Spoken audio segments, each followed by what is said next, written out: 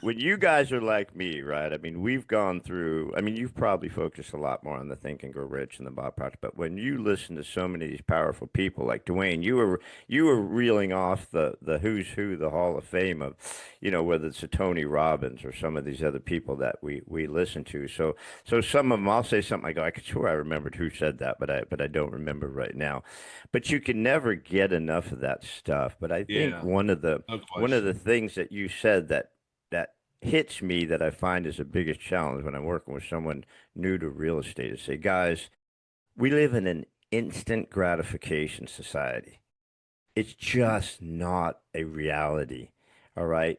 You know, these things take time, but you won't get from here to there if you do not have a plan. If you give up the moment you get kicked in the nuts that first time, or you get that first no, um, you're just not going to get there. Yep.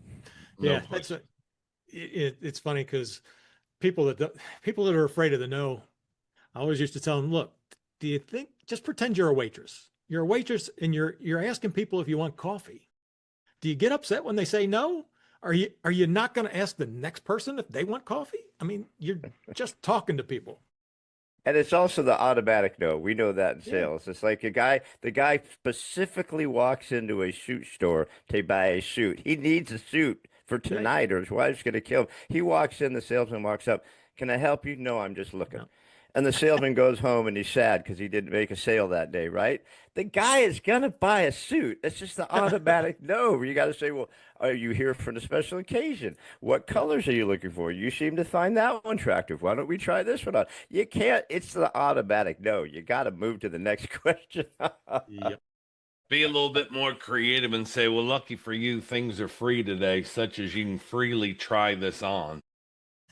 Kind of catches somebody off guard of, oh, that's kind of funny, or okay, yeah, I'm looking for this, and it breaks the ice. Too many people think in the box, and if you don't think outside the box in today's world, you're not going to evolve. Everything, just like you said, Gary, is so fast paced.